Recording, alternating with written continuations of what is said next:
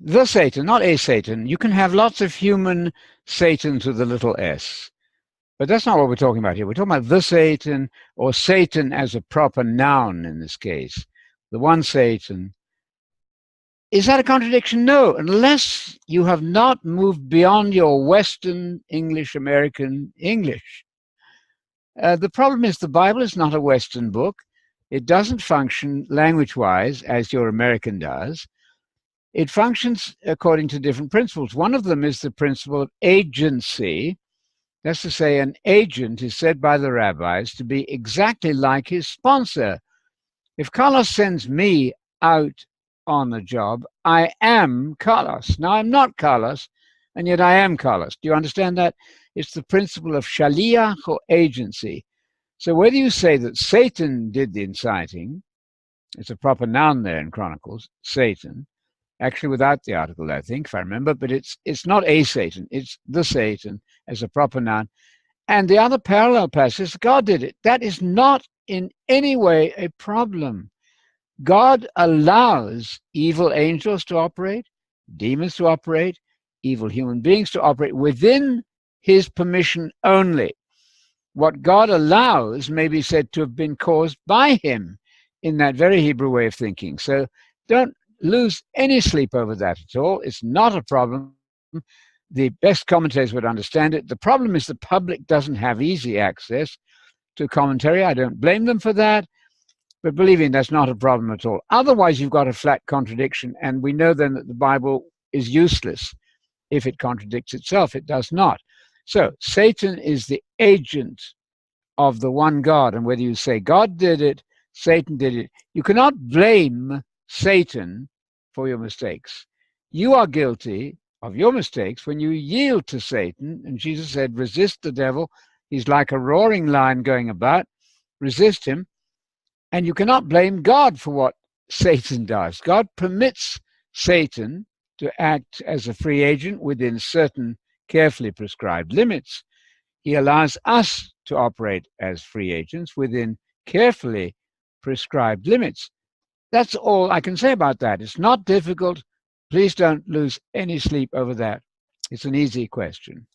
Satan can be used as God's agent, as we saw in that passage. Free will is within limits. I'm not free to be president of USA. I'm not even a citizen here. I'm a green card person. I'm free to do various things. The Satan, the devil, or diabolos in the Greek, fell into condemnation. That's in 1 Timothy 3, I think. Brilliant text. God does not punish someone that he himself has caused to be evil. That would be a fearful God. No, Satan was allowed the freedom to go wrong, and he did. God punishes him, will punish him further, and God punishes man when man chooses wrongly. This isn't very difficult. So you have holy angels in the Bible, nothing in the Bible suggesting that they're going to go wrong. You also have fallen angels, beginning in Genesis 6 particularly, where a ghastly mixing, muddling of angels and some human females caused the most ghastly violence on earth, including giants, that gave rise to the demons that are very active through doctrines of demons. That's to say, doctrines taught by demons. That's the chaos that we're in until we get our eyes open to the truth.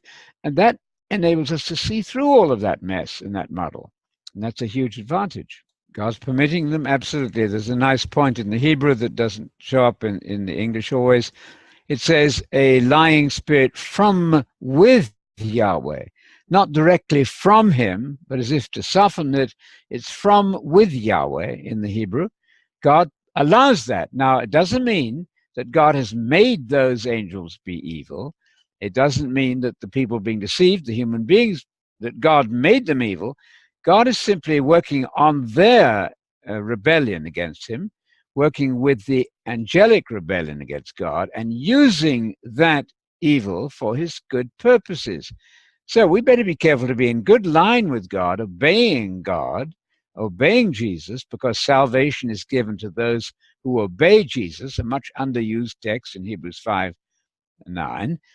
Salvation is given only to those who obey Jesus. Now, if we're working hard at doing that, then we're not going to be falling for the fallen angels or the lying spirits and the doctrines of demons. That's why we do Bible study, to warn us and to preserve us from that evil doctrine that comes from evil angels.